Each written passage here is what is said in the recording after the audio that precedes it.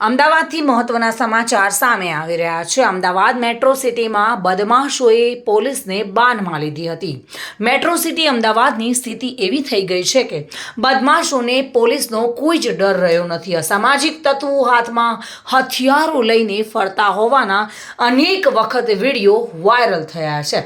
ત્યારબાદ બીજો બનાવ બાપુનગર વિસ્તારમાં સામે આવ્યો છે। અમદાવાદના રખિયાલ બાપુનગર મુખ્ય માર્ગ પર અસામાજિક તત્વોએ લોકોમાં ભય ફેલાવ્યો હતો। આ સાથે વિડીયોમાં બદમાશો પોલીસને છરી બતાવીને ધમકી પણ આપી રહ્યા છે। આ વિડીયો સોશિયલ મીડિયામાં વાયરલ થયો છે। અહીંયા વાયરલ વિડીયો વચ્ચે બાપુનગર પોલીસે અત્યાર સુધીમાં 2 ગુનેગારોની ધરપકડ કરી છે। અમદાવાદમાં દિવસે ને દિવસે અસામાજિક તત્વોનો ડર વધી રહ્યો છે। એક વિડીયો સોશિયલ મીડિયામાં વાયરલ થયો છે જેમાં જોવા મળી રહ્યું છે કે અસામાજિક તત્વોને પોલીસનો પણ ડર નથી। ખુલ્લેઆમ હથિયારો સાથે પ્રથમ વિડીયો વાયરલ થયા બાદ હવે આરોપીનો વધુ એક વિડીયો વાયરલ થયો છે જેમાં આરોપી પોલીસને છરી બતાવીને ધમકી આપતો જોવા મળી રહ્યો છે।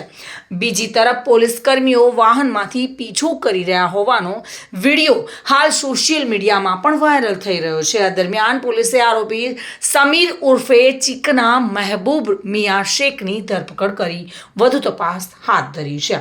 અમદાવાદના રખિયાલના ગરીબનગર પાસે અસામાજિક તત્વો દ્વારા ધમકીનો કિસ્સો પ્રકાશમાં આવ્યો છે।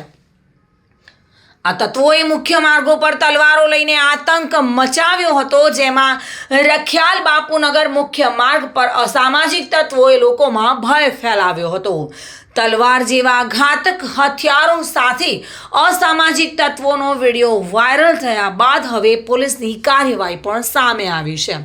બાપુનગર પોલીસે એક આરોપીની અટકાયત કરી છે અને વાયરલ વિડીયો અંગે રખિયાલ અને બાપુનગર પોલીસ સ્ટેશનમાં 2 કેસ નોંધાયા હતા જેમાં પોલીસે સલમાન ચીકના નામના યુવકની અટકાયત કરી છે। આ સાથે વિડીયોમાં દેખાતા અન્ય આરોપીઓની પણ શોધખોળ શરૂ કરવામાં આવી છે। ત્યારે મેટ્રોપોલિટન સિટી અમદાવાદમાં આ રીતે લુખ્ખા તત્વોના આતંકને કડક હાથે ડામવો જોઈએ તેવી માંગ ઉઠવા પામી છે। Bureau report, today Gujarati news.